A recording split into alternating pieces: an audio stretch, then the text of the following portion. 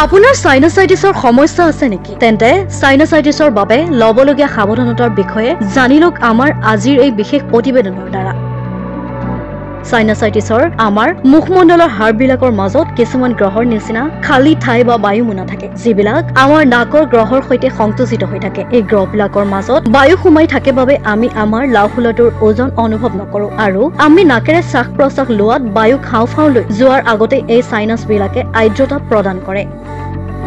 এই খালী গ্ৰহৰ বা বায়ুমোনাবিলাকক সাইনাছ বুলি কোৱা হয়। এই সাইনাছবিলাকৰ চেমা আৱৰণে আৱৰি থাকে।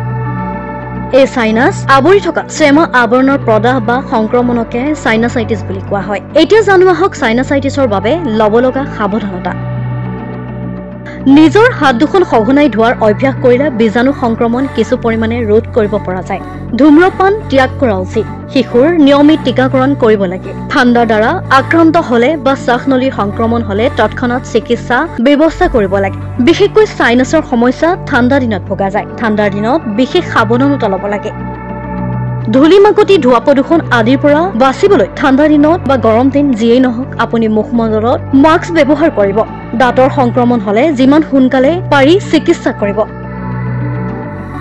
আনহাতে ফ্ৰিজত ৰখা বস্তু, ময়দাৰ দ্বাৰা বনোৱা খাদ্য সামগ্ৰী, ফাষ্টফুড, কাৰ্বহাইড্ৰেট বেছি থকা বস্তু ইত্যাদি ত্যাগ কৰিব লাগে। নিয়মিত ব্যায়াম, খোজ কাঢ়িব লাগে। খাদ্যত নহৰু আৰু পিঁয়াজ ব্যৱহাৰ কৰিব লাগে। অতি উষ্ণ আৰু অতি ঠাণ্ডা খাদ্য বস্তু পাৰিলে পৰিহাৰ কৰি চলিব। অধিক ঠাণ্ডা বস্তু গ্ৰহণ কৰিলে সাইনাছৰ সমস্যাই বেছিকৈ দেখা দিয়ে। নিয়মিত সময়মতে খাদ্য গ্ৰহণ কৰিব লাগে, অন্যথা হজম প্ৰক্ৰিয়াত বাধাগ্ৰস্ত হয়। পানীত তুলসী পাত কেইটামান দি অলপ কুহুমীয়া গৰম পানীত তুলসী পাত দুটামান লৈ যদি ভাপ লয় আপোনাৰ সাইনাছৰ সমস্যাৰ পৰা আপুনি সুফল পাব পাৰে।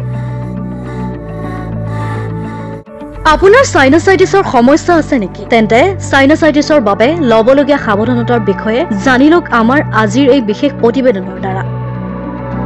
সাইনাসাইটিছৰ আমাৰ মুখমণ্ডলৰ হাড়বিলাকৰ মাজত কিছুমান গ্ৰহৰ নিচিনা খালী ঠাই বা বায়ুমোনা থাকে, যিবিলাক আমাৰ নাকৰ গ্ৰহৰ সৈতে সংযোজিত হৈ থাকে। এই গ্ৰহবিলাকৰ মাজত বায়ু সোমাই থাকে বাবে আমি আমাৰ লাওফুলাটোৰ ওজন অনুভৱ নকৰোঁ, আৰু আমি নাকেৰে শ্বাস প্ৰশ্বাস লোৱাত বায়ু হাওঁফাওঁলৈ যোৱাৰ আগতে এই সাইনাছবিলাকে আৰ্দ্ৰতা প্ৰদান কৰে। এই খালী গ্ৰহৰ বা বায়ুমোনাবিলাকক সাইনাছ বুলি কোৱা হয়। এই সাইনাছবিলাকৰ চেমা আৱৰণে আৱৰি থাকে। এই সাইনাছ আৱৰি থকা চেমা আৱৰণৰ প্ৰদাহ বা সংক্ৰমণকে সাইনাসাইটিছ বুলি কোৱা হয়। এতিয়া জানো আহক সাইনাসাইটিছৰ বাবে লবলগা সাৱধানতা। নিজৰ হাত দুখন সঘনাই ধোৱাৰ অভ্যাস কৰিলে বীজাণু সংক্ৰমণ কিছু পৰিমাণে ৰোধ কৰিব পৰা যায়। ধূম্ৰপান ত্যাগ কৰা উচিত। শিশুৰ নিয়মিত টিকাকৰণ কৰিব লাগে। ঠাণ্ডাৰ দ্বাৰা আক্ৰান্ত হলে বা শ্বাসনলীৰ সংক্ৰমণ হলে তৎক্ষণাৎ চিকিৎসা ব্যৱস্থা কৰিব লাগে। বিশেষকৈ সাইনাছৰ সমস্যা ঠাণ্ডা দিনত ভোগা যায়। ঠাণ্ডাৰ দিনত বিশেষ সাৱধানতা ল'ব লাগে। ধূলি মাকতি ধোৱা প্ৰদূষণ আদিৰ পৰা বাচিবলৈ ঠাণ্ডা দিনত বা গৰম দিন যিয়েই নহওক আপুনি মুখমণ্ডলত মাস্ক ব্যৱহাৰ কৰিব। দাঁতৰ সংক্ৰমণ হলে যিমান সোনকালে পাৰি চিকিৎসা কৰিব। আনহাতে ফ্ৰিজত ৰখা বস্তু, ময়দাৰ দ্বাৰা বনোৱা খাদ্য সামগ্ৰী, ফাষ্টফুড, কাৰ্বহাইড্ৰেট বেছি থকা বস্তু ইত্যাদি ত্যাগ কৰিব লাগে। নিয়মিত ব্যায়াম, খোজ কাঢ়িব লাগে। খাদ্যত নহৰু আৰু পিঁয়াজ ব্যৱহাৰ কৰিব লাগে। অতি উষ্ণ আৰু অতি ঠাণ্ডা খাদ্য বস্তু পাৰিলে পৰিহাৰ কৰি চলিব। অধিক ঠাণ্ডা বস্তু গ্ৰহণ কৰিলে সাইনাছৰ সমস্যাই বেছিকৈ দেখা দিয়ে। নিয়মিত সময়মতে খাদ্য গ্ৰহণ কৰিব লাগে, অন্যথা হজম প্ৰক্ৰিয়াত বাধাগ্ৰস্ত হয়। পানীত তুলসী পাত কেইটামান দি অলপ কুহুমীয়া গৰম পানীত তুলসী পাত দুটামান লৈ যদি ভাপ লয় আপোনাৰ সাইনাছৰ সমস্যাৰ পৰা আপুনি সুফল পাব পাৰে।